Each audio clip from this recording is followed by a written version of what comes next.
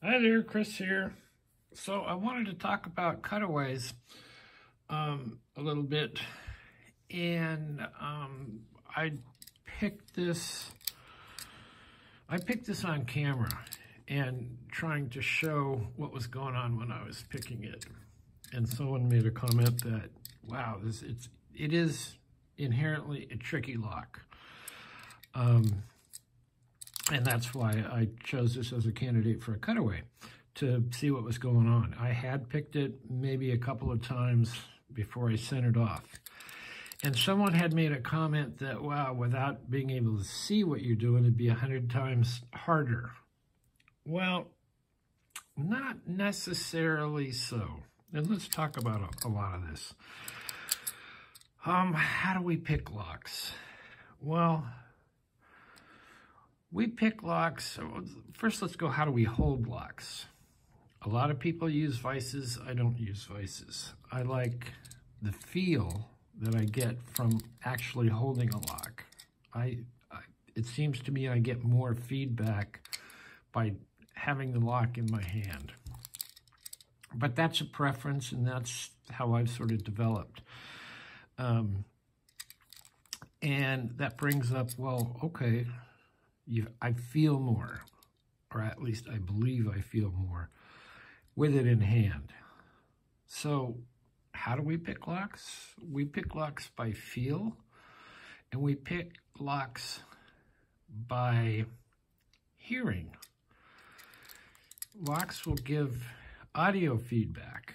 I remember a long time ago, a lock-picking lawyer was telling a story about going to like a lock con thing or a convention, and where they had picking contests, and I'm sure he did well, but he sort of thought, wow, I'm not picking as well as I usually do.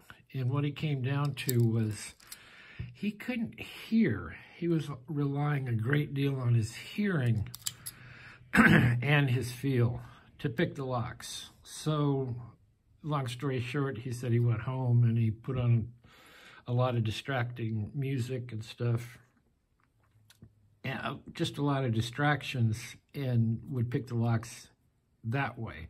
And that way he could sort of recreate the audio confusion that you would find in those picking contests, where a lot of things are going on, a lot of noise right next to you, and you know, it's at one of those conventions, you have a lot of loudspeakers and announcing things. So we pick locks by feel, and we pick locks by hearing. And when you have a cutaway, what you can learn from a cutaway is to watch and see actually what's happening. And it doesn't matter what kind of cutaway you have, it gives you more insight into what's going on in the lock, which is very good for learning. I mean, you could have an Abus cutaway. I have quite a few cutaways. Here's a plus, an Abus Plus.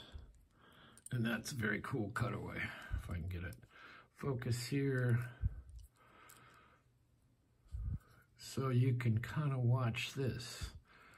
Now, sometimes it's very hard to get the lock in the angle, and you're picking all that and holding it so that you can see what's going on and manipulate it, but it does give you more insight on how the lock works, and once you know that, it's easier to pick. Here is what is this? An EVA 4KS. Now, this is a pretty awesome cutaway. Has it given me more insight in how to pick this, or has it intimidated me? We'll pull a key out. Let's see, can we see things working? No. You can't see things, oh, wait a minute. Can we see things working? No, not on this particular one. A lot of us started out with these little see-through plastic ones, whether they're pin tumblers or This is a little disc detainer lock. These don't really give the true feedback of what it's like to pick a lock, but it does give you it gives you a place to start. Plastic locks, plastic covers.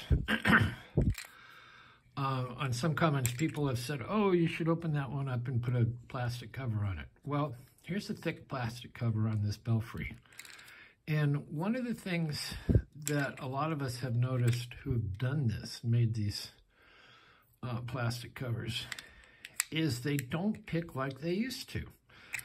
And part of that can be flex of the plastic cover, or the plastic cover is just not precise enough to hold things. That's why this type calculated, very highly calculated, thought out and done, so it supports everything that needs to be supported, but yet lets you have access visually to what's going on, are so important. So plastic covers, yeah, they're cool. I would say, you know, try one, do it. But sometimes, like I say, sometimes they don't pick like they used to. My Cutaway, my Suki Chub Cutaway, this was a very difficult chub to pick, but I'd picked it a bunch of times before I made this Cutaway. And once I made the Cutaway, I could see where it was difficult and where I was able to do well with it, even before I cut it away. So it was nice to have some confirmation on that. But just a quick, you know, flop back. We pick locks by feel, and we pick locks by using our hearing. Once you add this visual, it can be somewhat distractive because, I mean, look at that is so cool, watching all what's that going on, and you can become distracted. Are all cutaways going to help you pick the lock better? I don't think so. Here's a Bowley, and it's a Cutaway. So let's see if I can do this right. You turn up, you push in, and then you can engage. You turn up and it picks it, but you got to push in to engage the cylinder to turn. So that shows you what's going on. Now we got to go out and out. Oh, I did it. So, as cool as cutaways are, really 99.9% of the time we're picking a lock, we can't see what's going on inside. So they are awesome, awesome training devices to let you know and understand what's actually happening in the lock. And if you get one and are able to pick it while watching, you get more information. But ultimately, we all pick pretty much by feel and by hearing. So there you go. There's a quick, or not so quick, ramble about cutaways. Has this one helped me? This Abloy? Yes, a little bit. But this is a difficult one to hold with your tool and manipulate your tool because you're using two hands and watching and not getting in the way. So more valuable to just let you know. I'm going to watch the sidebar slide in. Let you know how it works. So there you go. The ramble about cutaways. Keep picking, feeling, and hearing your locks, and you'll get opens. All right. Certainly, if you like what you're seeing, subscribe. Hit the thumbs up. Leave a comment or a question, and I will get back to you. So, thanks for watching. We will see you next time.